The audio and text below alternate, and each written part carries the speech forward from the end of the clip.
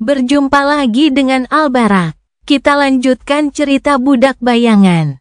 Jangan lupa share, like, komen, dan subscribe. Budak Bayangan bab 1871, Bayangan Kematian.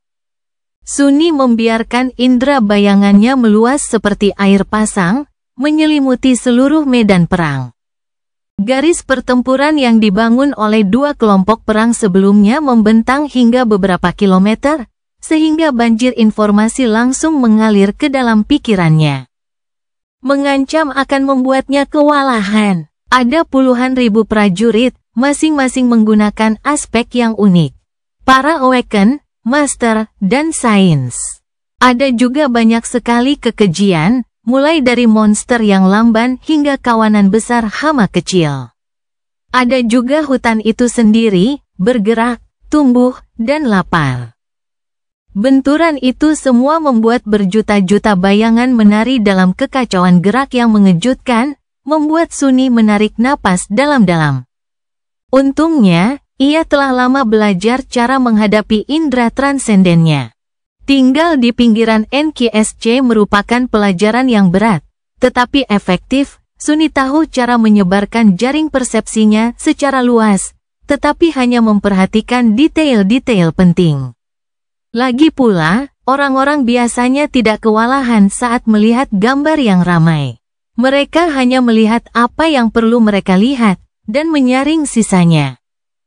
Beberapa detak jantung kemudian, ia menyadari apa yang terjadi di seluruh medan perang.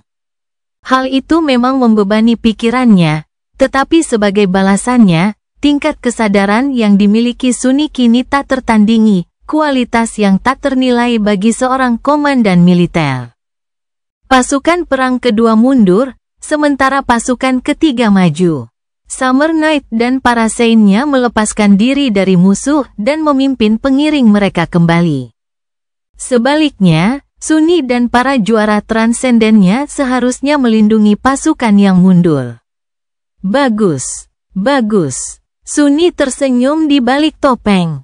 Hidup akhir-akhir ini begitu rumit, tetapi pertempuran itu sederhana. Membunuh atau dibunuh, tanpa ada yang menghalangi. Hutan itu penuh dengan kehidupan yang mengerikan di sekelilingnya. Meskipun baru saja muncul kembali ke permukaan dari Hollows, dedaunan merah sudah lebat, dan semua jenis makhluk berhamburan ke arahnya. Kelompok perangnya memiliki banyak pekerjaan yang harus diselesaikan, tetapi kengerian kekanak-kanakan ini bukan untuk dia hadapi. Agak jauh dari sana, tersebar di tengah hutan, para orang suci sudah terlibat pertempuran dengan musuh. Suni melangkah maju lagi, dan bayangannya tiba-tiba terbelah, terpisah menjadi 3 siluet gelap. Lalu, kegelapan pekat menyerbu. Seorang ksatria batu yang anggun bangkit dari satu bayangan, 2 nyala api merah delima menyala dingin di balik pelindung helmnya. Dia mengangkat perisai bundarnya dan dengan tenang memukul tepinya 2 kali dengan bilah pedang hitamnya. Iblis jangkung yang ditempa dari perak hitam bangkit dari yang lain, karapasnya dipenuhi duri-duri tajam. Setiap cakarnya seperti belati tajam, dan api neraka menyala dengan kebencian yang membara di matanya yang seperti iblis. Akhirnya, seekor ular besar merayap dari bayangan ketiga, tubuhnya seperti dinding batu oniks yang tak berujung. Ular itu memutar lehernya, yang seperti menara hitam, dan kepalanya yang besar menjulang di atas hutan, mengamati lautan lumut merah dan dedaunan lebat dari jauh di atas. Sesaat kemudian, ketiga bayangan itu bangkit dari tanah, menyatu dengan Saint, Vien, dan Serpent. Seketika, terjadi perubahan. Baju zirah Saint bersinar dengan cahaya gelap, dan gumpalan asap hitam tampak mengepul dari bawahnya. Api yang menyala di mata Vien semakin kuat, tetapi dicat dengan warna yang lebih gelap dan lebih menyeramkan. Sementara itu, Serpent tampak semakin padat, permukaan sisik oniksnya yang seperti permata tampak menyerap cahaya. Sunni memberi isyarat dengan odachi hitamnya. Pergi. Sein bergerak diam-diam ke sisi kiri medan pertempuran. Serpen merayap ke sisi kanan seperti aliran kegelapan. Vien tetap di tempatnya, mengembuskan 2 semburan api merah dari lubang hidungnya. Dalam pertempuran yang akan datang, dia akan menjadi pusat dari seluruh serangan. Sementara itu, Sunni menghilang dalam bayangan. Dia tidak punya tujuan khusus untuk dirinya sendiri. Sebaliknya, karena menyadari seluruh medan perang dan mampu berteleportasi, dia akan berpindah dari satu bahaya ke bahaya lain dan membantu para Sein lainnya. 8 jam. 8 jam pertempuran tanpa henti agak terlalu lama, bahkan untuknya. Tidak apa-apa jika itu adalah akhir, tetapi dorongan ke Bresbonerik baru saja dimulai. Beberapa minggu berikutnya akan menjadi ujian yang mengerikan. Satu lagi untuk kumpulan cobaan beratnya. Di sana, dia merasakannya melalui bayangan, kehadiran yang sangat mengerikan melesat melalui semak belukar merah menuju formasi longgar kelompok perang, tidak terlalu jauh darinya. Para kekejian Godgrave adalah makhluk aneh. Mereka terlahir lemah, tetapi menjadi sangat kuat dan ganas dalam hitungan hari, atau terkadang bahkan jam, dengan cara bertarung dan melahap satu sama lain. Yang paling ganas, kejam, dan beruntung di antara mereka menjadi cukup kuat untuk turun ke Hollows, menjauh dari cahaya langit yang memusnahkan. Dan bersaing dengan makhluk-makhluk mengerikan yang tinggal di sana untuk mendapatkan tempat di senja yang menyehatkan. Hollow sangat berbahaya karena tidak ada batasan alami untuk rentang hidup makhluk mimpi buruk di sana, hanya naluri buas dan kemampuan berburu mereka sendiri. Hutan di Rip pertama baru saja terbakar habis dengan bantuan Saint Tiris, jadi sebagian besar kekejian yang dihadapi pasukan ekspedisi masih relatif lemah. Namun, ada beberapa kasus luar biasa bahkan di antara mereka. Namun, bahaya yang paling mengerikan adalah makhluk mimpi buruk lama yang telah kalah dalam persaingan untuk mendapatkan makanan dan sumber daya di Hollows. Didorong oleh rasa lapar dan putus asa, mereka terkadang naik kembali ke permukaan untuk memuaskan rasa lapar mereka dengan memangsa makhluk-makhluk keji yang lebih lemah. Situasi mereka mungkin menyedihkan, tetapi kekuatan dan pengalaman mereka tidak dapat diremehkan. Para prajurit yang bangkit tidak memiliki harapan untuk menghalangi monster-monster tua ini, jadi mereka harus disingkirkan dengan cara apapun. Makhluk yang dirasakan Sunni adalah salah satu predator berpengalaman tersebut. Muncul dari balik bayangan, ia menghalangi jalan makhluk keji itu. Sekali melihatnya, ekspresi Sunni berubah muram. Monster besar itu kurus kering dan lemah, tubuhnya dipenuhi luka bernanah.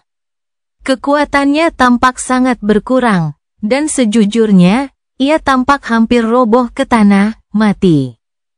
Hollow pasti tidak bersikap baik kepada makhluk mengerikan ini dalam beberapa tahun terakhir, atau mungkin bahkan puluhan tahun. Namun, binatang yang sekarat seringkali merupakan yang paling berbahaya. Ada kilatan panas di mata merah binatang keji itu, dan sedikit kelicikan predator dalam tatapannya yang gila. Sementara itu, Sunni sendiri tidak dalam kondisi terbaiknya. Ketiga bayangannya berada di luar sana menemani Sein, Vien, dan Serpen, jadi dia tidak memiliki tambahan apapun. Yang dimilikinya hanyalah kekuatan mentahnya sebagai Transcendent Terror. Dan keterampilannya, dan tentu saja, keinginan saya, bagaimanapun, dia adalah bayang-bayang kematian. Jika dia menginginkan sesuatu untuk mati, tekadnya haruslah bernilai. Kalau begitu, mati saja. Budak Bayangan bab 1872, terbakar terang. Binatang buas besar itu menyerupai harimau besar kurus kering dengan bulu hitam dan garis-garis merah. Tidak, tanda-tanda merah di tubuhnya yang kurus kering itu hanya tampak seperti garis-garis. Sebenarnya, itu adalah luka bernanah yang memperlihatkan daging merah menyala dan tunas-tunas rumput tinggi berwarna merah darah yang tumbuh dari daging yang membusuk itu. Ada bintik-bintik cahaya merah tua melayang di atas rumput, menjadi pucat karena cahaya cloud veil. Bintik-bintik itu adalah makhluk hidup, kunang-kunang kecil yang memakan darah monster dan berkembang biak di dagingnya yang terinfeksi. Sunni merasakan gelombang rasa jijik menerpanya saat dia menyadari sifat buruk dari kilauan indah itu. Harimau besar itu pasti tampak menakjubkan di kala senja yang redup di Hollows. Namun sekarang, ia telah berubah menjadi sosok yang mengerikan dan menjijikan. Pada saat yang sama, Sunni merasakan sedikit penyesalan. Dia ingin mengetahui nama makhluk itu. Namun, sayangnya, mantra mimpi buruk itu tidak terdengar. Begitu dia membunuh musuh, suara familiarnya tidak akan berbisik ke telinganya, mengungkap sedikit cerita tentang monster besar itu. Dia tidak pernah mempertimbangkannya dengan serius, namun sungguh disayangkan, membunuh musuh tanpa mempelajari apapun tentang mereka. Setidaknya bayangan mereka tetap berada di laut jiwanya sebagai pengingat diam-diam bahwa Tuhan mereka pernah ada. Dia hampir memanggil Casey untuk memintanya melihat monster besar, tetapi kemudian mengurungkan niatnya. Casey pasti sedang sibuk dengan tugas-tugas pentingnya sendiri, sekarang setelah Mordred hampir menghancurkan Sword Domain. Klan Valor akan sangat bergantung pada Seneschal dan peramal terbaik mereka. Meskipun Casey tidak bisa melihat masa depan lagi, aspeknya masih mampu mengungkapkan rahasia masa kini dan masa lalu kepadanya. Jadi, dia tidak ingin mengganggu Casey kecuali musuh yang harus dia hadapi adalah iblis. Bagi mereka, mengetahui kekuatan jahat mereka terlebih dahulu dapat berarti perbedaan antara hidup dan mati. Sementara itu, monster besar tidak lebih dari sekadar hewan yang sangat kuat dan ganas. Dunia mungkin tunduk pada keinginannya, tetapi keinginan itu tidak bisa terlalu canggih. Yang satu ini khususnya sangat dilemahkan, terlebih lagi. Iblis memastikan bahwa mata merah monster besar itu menangkap pandangannya, Sunni mengangkat Odachi dan berlari maju. Dia lebih lemah dan lebih lambat dari kekejian itu, tetapi itu tidak masalah. Karena dia bisa merasakan gerakan bayangan monster, dan menyelami pikirannya yang rusak. Menggunakan Shadow Dance, dia bisa menebak di mana harimau itu akan menyerang, dan kapan. Sesaat sebelum cakar raksasa harimau perkasa itu menghancurkan baju besinya dan menghancurkan tubuhnya, Sunni berubah menjadi bayangan dan meluncur di bawah cakar mengerikan itu. Sesaat kemudian, ia kembali ke wujud aslinya dan melancarkan serangan cepat ke dada makhluk besar itu. Odachi miliknya tidak menghasilkan banyak kerusakan, namun cukup tajam. Ia mengincar salah satu luka terbuka di tubuh kekejian itu, melewati penghalang adamantin dari kulitnya yang keras. Tujuannya bukanlah untuk memberikan luka serius pada harimau hitam itu. Sebaliknya, ia hanya ingin membuatnya kesakitan. Dan dia pun membawanya. Monster besar itu mengeluarkan raungan yang menyiksa dan gila. Sedetik kemudian, Sunni sudah berlari mundur, dia sudah terlalu dekat dengan makhluk kurus kering itu, dan terutama dengan bintik-bintik cahaya merah yang indah yang melayang di udara di sekitarnya. Sunni waspada terhadap harimau, tetapi dia jauh lebih waspada terhadap kunang-kunang merah. Bahkan, dia ingin menghindari mereka seolah-olah mereka adalah wabah. Ia mendarat di lumut beberapa puluh meter dari kekejian itu dan mengangkat Odachi-nya lagi, menarik perhatiannya. Sebelumnya, monster besar itu menatapnya seolah-olah Sunni adalah makanan. Tetapi sekarang, ada kebencian murni dalam tatapannya yang liar. Bagus, ayo, datang jemput aku. Harimau raksasa itu menerjang maju. Kali ini, alih-alih maju untuk menghadapinya, Sunni malah mundur. dia melarikan diri melintasi hutan merah tua, menghindari rentetan serangan mematikan. Harimau itu bagaikan badai kegelapan berwarna merah darah, menghancurkan semua yang ada di jalannya. Permukaan putih tulang-tulang kuno itu menahan kekuatannya yang mengerikan dan cakar-cakarnya yang tajam, tetapi semua yang lain hancur, lumut, tanaman merambat, pohon-pohon muda. Dan bahkan makhluk mimpi buruk yang lebih lemah. Hanya Sunni yang tidak terluka, memimpin monster besar menjauh dari kelompok perang. Dalam perjalanan, mereka melewati rivalen dari Aegis Rose. Sein yang gagah berani itu terlibat dalam pertempuran melawan Corrupted Tyrant dan antek-anteknya yang baru lahir. Seorang diri menahan seluruh gerombolan itu. Dia tidak memberikan kerusakan apapun kepada Tyrant, tetapi dia juga mencegahnya mencapai para prajurit. Menyadari gelombang kehancuran yang bergulung-gulung dan siluet mengerikan dari harimau raksasa di pusatnya, juga rambut putih sang penguasa bayangan yang menari tertiup angin. Sein Rivalen terdiam sesaat, matanya sedikit melebar. Makhluk mimpi buruk besar, dia melawannya sendirian? Kemudian, dia tidak punya waktu untuk terganggu lagi. Akan tetapi, tepat pada saat itu, sebuah suara dingin terdengar dari kejauhan. Sang penguasa bayangan tampak sangat tenang, mengingat situasinya yang mengerikan. Pegang erat-erat, Shield Wall. Aku akan datang membantumu sebentar lagi.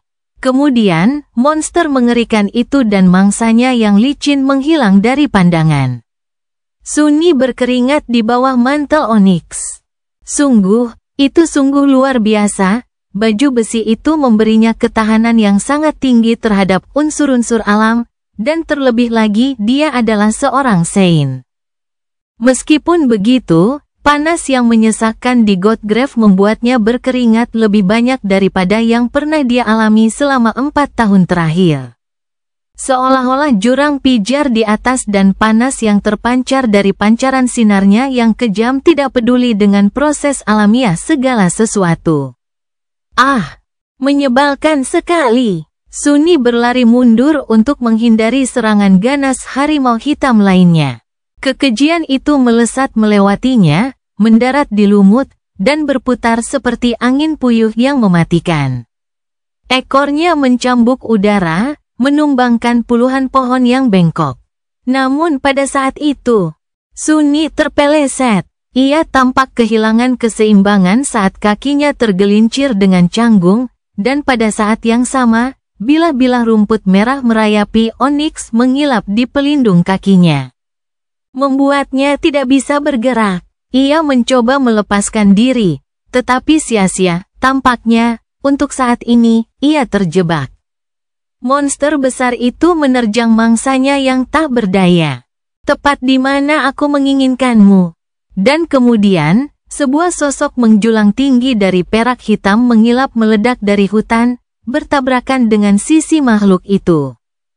Vien mencabik daging monster besar itu dengan keempat tangannya, dengan mudah mengiris kulitnya yang keras seperti adamantin dengan cakar merah menyala seperti belati.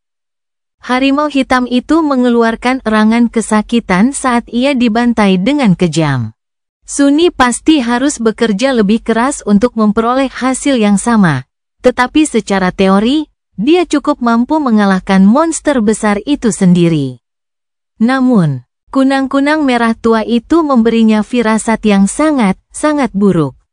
Dia tidak hanya khawatir tentang dirinya sendiri, tetapi juga tentang para prajurit yang akan melewati bangkai itu saat serangan berlanjut. Oleh karena itu, dia memancing kekejian itu ke arah Vien. Sementara itu, iblis tertinggi milik Sunni membuka mulutnya yang mengerikan. Cahaya yang lebih mengerikan keluar dari mulutnya, lalu, ia menghembuskan aliran api merah yang kuat dan menyeramkan. Api neraka itu menyelimuti harimau yang sedang kejang-kejang itu, menguapkan darahnya, membakar dagingnya, mengubah tunas-tunas rumput merah menjadi abu, dan yang terpenting, memusnahkan kawanan kunang-kunang yang cantik itu. Sunni berhenti berpura-pura terjebak dan dengan mudah melepaskan kakinya. Merasakan tetesan pecahan bayangan masuk dan mengalir ke dalam jiwanya, dia tersenyum muram. Itu lebih baik.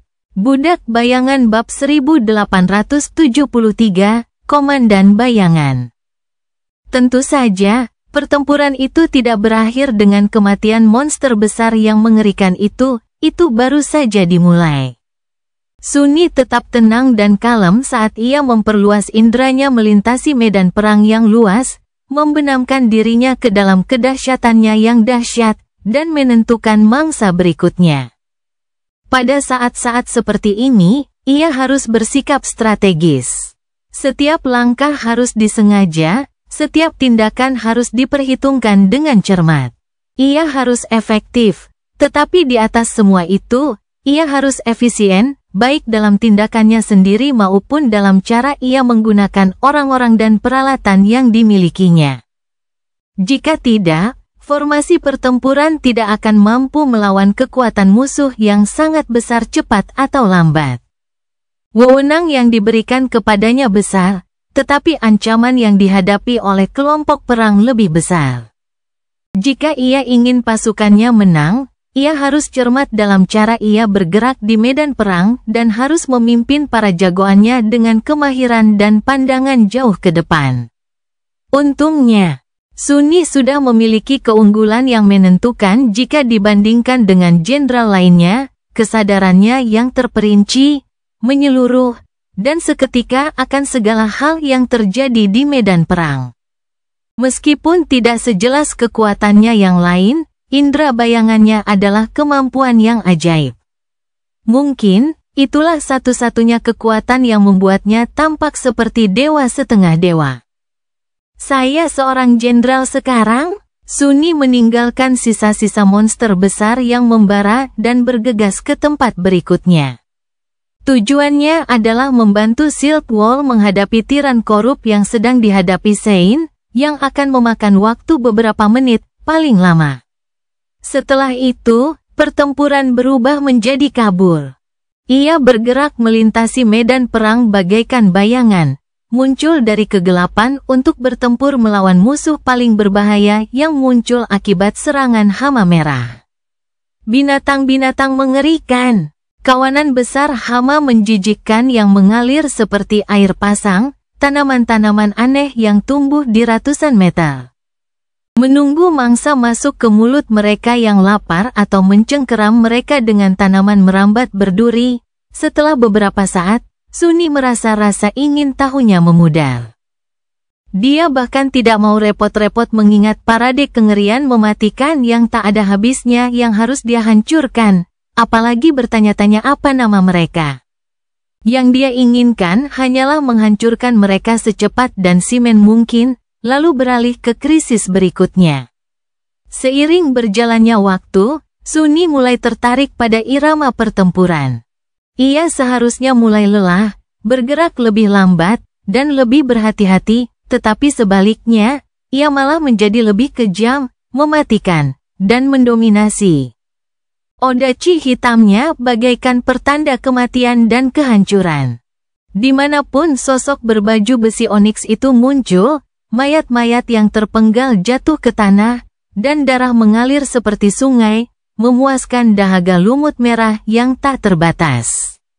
Ia merasa seolah-olah karat mulai rontok dari persendian, urat, dan pikirannya.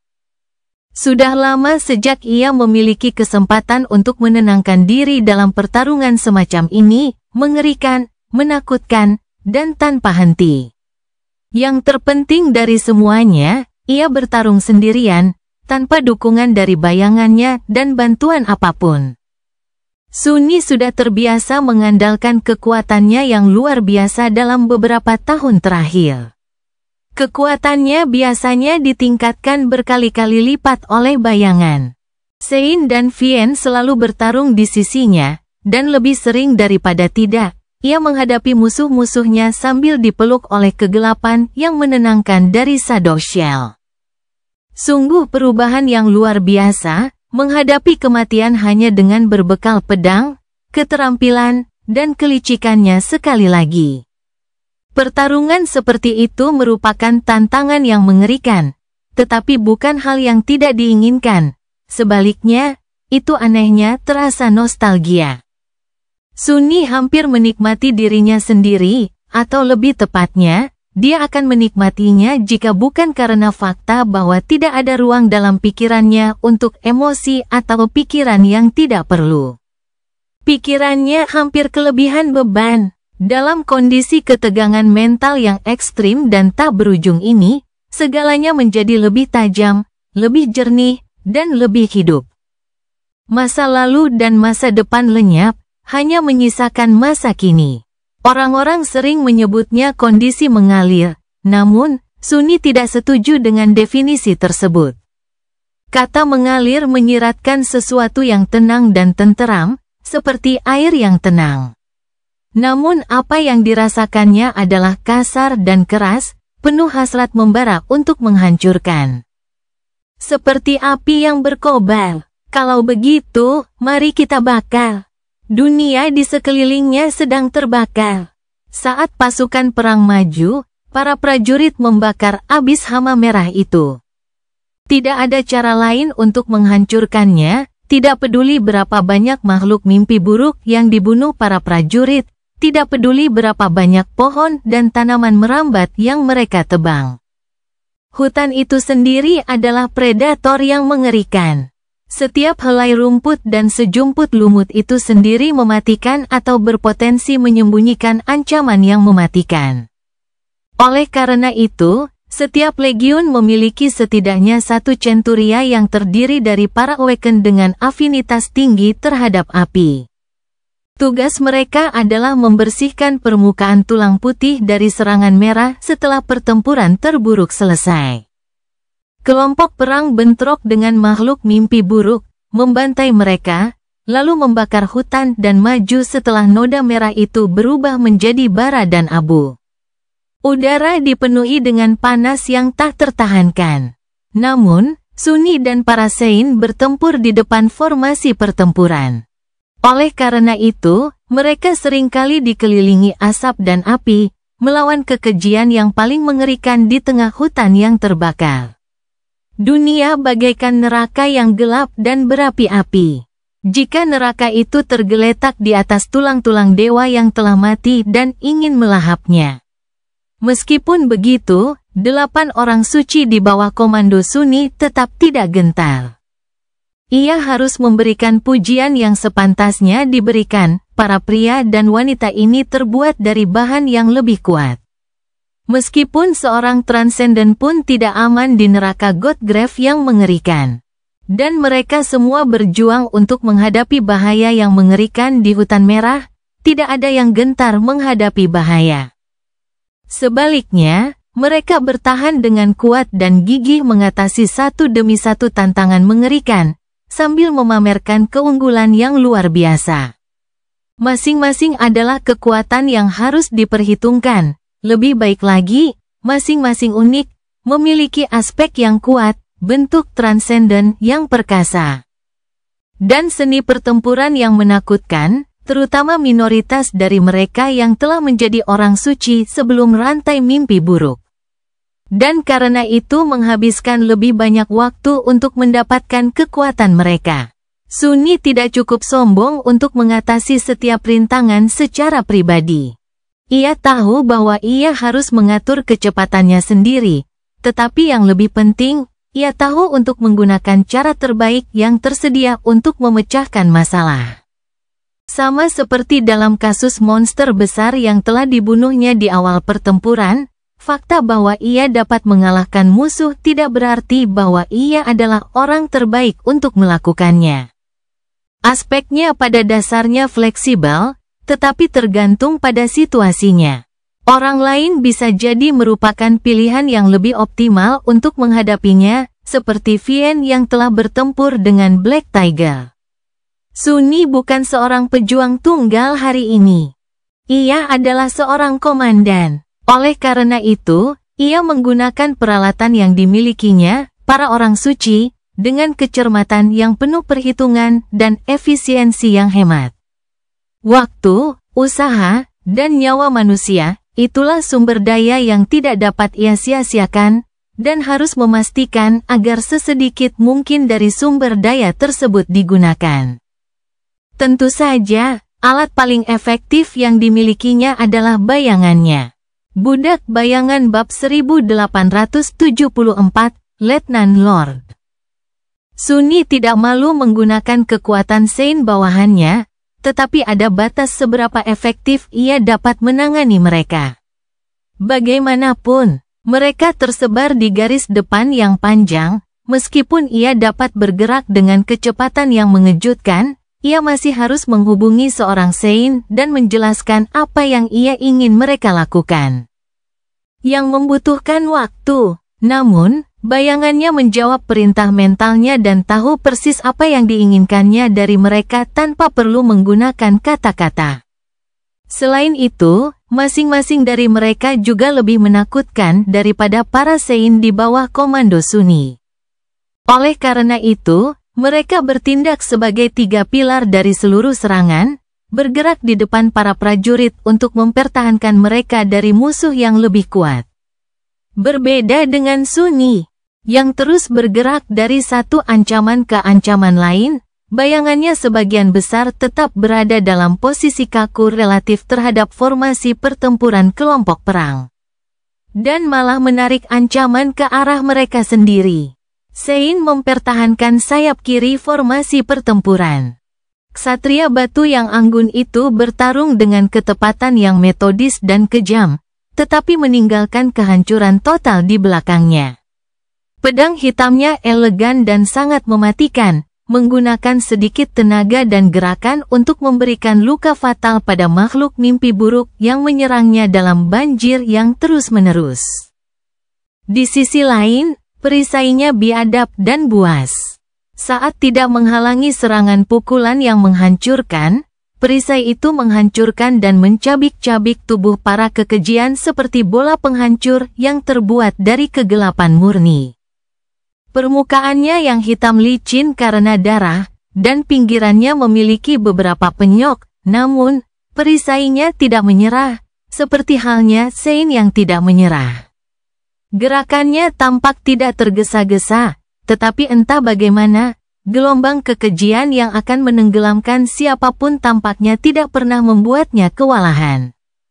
Dia bergerak dengan anggun, dan tubuh-tubuh yang terpenggal jatuh ke tanah dimanapun dia pergi.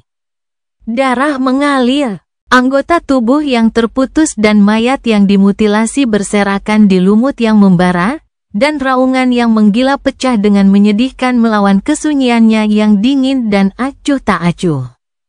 Ular mempertahankan sayap kanan formasi pertempuran. Kehadirannya tidak terlalu mencolok, tetapi paling menakutkan, pendamping jiwa Sunni jarang berada dalam satu bentuk untuk waktu yang lama. Berganti-ganti di antara mereka untuk menanggapi situasi dengan cara yang paling tepat. Kadang-kadang, seekor ular oniks raksasa merayap di tengah hutan yang terbakar. Menelan makhluk-makhluk yang lebih lemah atau melingkarkan tubuhnya yang besar di sekeliling monster-monster yang menjulang tinggi untuk mencekik mereka dalam pelukannya yang menghancurkan. Kadang-kadang, siluet manusia sekilas akan muncul, bergerak melalui kegelapan untuk menghadapi bahaya yang tidak diketahui. Kadang-kadang, bentuk makhluk mimpi buruk yang mengerikan akan menampakkan diri dalam asap, mencabik-cabik makhluk-makhluk keji lainnya. Hanya ada satu ciri yang dimiliki oleh semua makhluk ini, sosok mereka hitam pekat dan dikelilingi oleh bayangan. Serpen tidak begitu cocok untuk kekacauan dan pembantaian pertempuran seperti Sein dan Vien, mungkin, tetapi ia dengan mudah menutupi segala kekurangannya dengan fleksibilitas tanpa batas. Yang lebih penting dari itu, Serpen memiliki tujuan penting, dengan setiap musuh yang dibunuhnya, sedikit esensi Sunni dipulihkan. Oleh karena itu, nilai Serpen tidak terbatas pada makhluk mimpi buruk yang dikalahkannya. Ia juga berkontribusi pada setiap pembunuhan yang dilakukan Sunni. Dan terakhir, ada Vien. Saat ini, Vian adalah shadow terkuat. Sebagai iblis tertinggi, kekuatannya sangat besar dan mengerikan, dan karena alasan itu, ia memainkan peran utama dalam pertempuran hari ini. Vian membela pusat kelompok perang dan merupakan ujung tombak yang dibentuk oleh Sein, Serpent, dan 8 juara transenden. Posisinya lebih dalam di hutan daripada yang lain, dan karena itu, ia menarik musuh terbanyak untuk dirinya sendiri. Dan ketika musuh menemukannya, dia mencabik-cabik mereka dengan cara yang paling mengerikan dan menakutkan. Dengan tinggi 5 meter, dengan tubuh terbuat dari perak hitam mengilap dan api neraka, dia seperti iblis mengerikan yang merangkak dari kedalaman neraka. Ujung cakarnya yang seperti belati dipenuhi cahaya merah menyala, memotong daging dan tulang seperti mentega. Darah makhluk yang dibunuhnya mendidih dan menguap sebelum menyentuh tanah.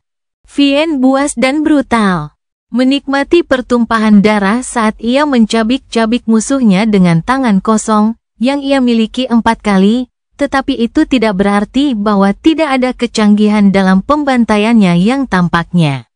Itu, pada kenyataannya, adalah urusan yang sangat diperhitungkan dan cerdik yang hanya menyamar sebagai kebiadaban yang tidak masuk akal. Dia tidak hanya mempertahankan kelicikan dan kecerdasan jahat dari dirinya yang asli, tetapi juga telah diajari oleh Sein. Hanya saja Vian tidak membutuhkan senjata, jadi gaya yang diajarkan Sein kepadanya sebagian besar berpusat pada pertarungan jarak dekat. Ketika cakar dan duri yang mengotori tubuh bajanya yang kuat tidak cukup, Vian melepaskan api nerakanya, menghembuskan semburan api merah yang panjang. Banyak sekali kekejian yang mati dalam penderitaan, terbakar olehnya, atau hangus begitu parah sehingga mengirisnya tidak menjadi masalah bagi shadow yang rakus. Dan bahkan saat itu, dia menahan diri. Karena sifat tugasnya, Vian harus menanam dirinya di tengah hutan yang terbakar dan memikat musuh kepadanya.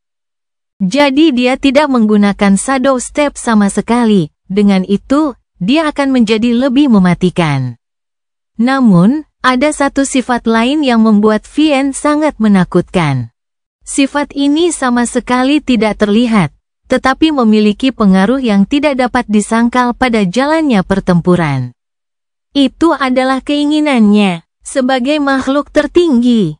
Keinginan Vian memiliki pengaruh pada dunia, mungkin tidak sedrastis keinginan makhluk mimpi buruk besar karena usia dan kepribadiannya yang masih muda, tetapi masih cukup nyata. Lebih dari itu, Sunni sangat curiga bahwa atribut beruntung Vian entah bagaimana menyatu dengan pengaruh keinginannya, itulah sebabnya lebih banyak hal berjalan sesuai dengan keinginan bajingan itu. Mungkin itulah alasannya mengapa banyak sekali musuh kuat yang muncul dari hutan akhirnya menargetkan shadow yang rakus alih-alih langsung menyerang formasi pertempuran. Tentu saja, Sunni tidak tahu apakah itu terjadi karena Vian benar-benar ingin melaksanakan tugasnya dengan baik, atau karena dia hanya ingin memakannya. Pertempuran terus berlanjut. Hutan terbakar, dan pasukan perang perlahan maju ke depan, mendorong serangan merah semakin jauh ke belakang. Pesta kekerasan yang mengerikan itu tampaknya tidak ada habisnya, mendidih dan bergolak di bawah hamparan langit cerah yang berawan. Budak Bayangan bab 1875, akhir shift. Para prajurit dari kelompok ketiga merasa cemas sebelum pertempuran. Tentu saja, mereka merasa cemas, Godgrave bagaikan mimpi buruk yang mengerikan, dan sebagian besar dari mereka telah menyaksikan kengerian yang mengerikan dari hutan merah. Sekarang, dengan kepergian Putri Morgan dan Sword Domain sendiri dalam bahaya, suasana keraguan dan ketidakpastian menyelimuti pasukan. Namun, alasan utama kecemasan mereka adalah identitas komandan mereka. Sang penguasa bayangan memiliki reputasi yang menakutkan dan tampak menakutkan, cukup untuk membangkitkan rasa percaya diri atas kehebatan bela dirinya. Bagaimanapun, Ia telah bertahan hidup sendirian di Godgrave selama bertahun-tahun. Tentu saja, orang seperti dia sangat cocok untuk ditugaskan memimpin pasukan perang. Namun, itu semua hanya rumor dan informasi dari orang lain. Sebenarnya, tidak ada satupun prajurit yang benar-benar mengenalnya atau pernah melihatnya bertarung, kecuali penjaga api yang melayani Lady Changing Star. Tidak ada seorang pun yang pernah melihatnya. Dia orang asing, dan karena itu, sulit untuk mempercayai kemampuannya untuk memimpin mereka ke medan perang. Namun, ketika pertempuran benar-benar dimulai, keraguan para prajurit teratasi dengan cara yang paling mencolok. Rasa takjub yang sunyi menggantikan mereka. Kelompok perang ketiga memiliki pandangan yang sempurna tentang momen ketika penguasa bayangan melompati formasi pertempuran dan menyelam ke kedalaman hutan tanpa menunjukkan rasa takut atau raungan marah bergema dari tempat ia mendarat, dan puluhan pohon tumbang, mengisyaratkan bahwa pemandangan pembantaian mengerikan sedang terjadi di luar sana, tidak terlalu jauh di depan. Setelah itu, mereka hanya melihatnya sekilas. Sosok yang terbungkus dalam baju zirah oniks yang rumit itu tampak ada di mana-mana. Seolah-olah dia ada di beberapa tempat pada saat yang sama. Para prajurit tidak tahu bagaimana komandan mereka berhasil bergerak melintasi medan perang yang luas dengan kecepatan seperti itu, tetapi dia selalu muncul di tempat yang paling membutuhkannya. Rambut putihnya menari-nari di udara, dan odachi hitamnya menyerang tanpa henti, menjatuhkan makhluk mimpi buruk yang paling mengerikan ke tanah. Seolah-olah dia adalah pembawa pesan kematian, yang menuai nyawa musuh-musuh mereka dengan kekejaman yang dingin dan tanpa emosi. Para prajurit sibuk melawan musuh mereka sendiri untuk lebih memperhatikan apa yang terjadi di depan, pada awalnya. Gelombang kekejian yang tak berujung menyerbu mereka dari hutan merah, tidak ada cukup kata dalam bahasa manusia untuk menggambarkan kekejian yang mengerikan dari mereka semua. Dan tidak ada waktu untuk memahami detail mengerikan dari penampilan mereka. Alih-alih tercengang melihat makhluk mimpi buruk, para prajurit dari pasukan pedang mengerahkan tubuh dan pikiran mereka hingga batas maksimal untuk bertahan hidup. Awan anak panah jatuh ke hamparan kekejian yang bergerak. Kekuatan aspek menghujani dari atas, mencabik-cabik tubuh-tubuh yang mengerikan. Ribuan prajurit yang bangkit bertempur dengan musuh dalam pertempuran jarak dekat. Berusaha keras untuk memblokir longsoran cakar dan taring dengan perisai mereka sambil membunuh makhluk-makhluk itu dengan bilah-bilah sihir mereka. Para master bertugas sebagai landasan garis pertempuran, mengumpulkan para Awaken di sekitar mereka. Para perwira meneriakkan perintah, mengatur formasi, dan merotasi para centuriae baru ke garis depan. Suara jeritan, ratapan melengking, dan raungan yang mengerikan menyelimuti medan perang. Mesin perang itu terus berputar, menghancurkan manusia dan makhluk mimpi buruk menjadi debu. Begitu gelombang musuh berhasil dibasmi, hutan pun terbakar. Abu menari-nari di udara, dan hawa panas yang tak tertahankan membasahi para prajurit yang berkeringat bagaikan awan yang menyesakkan.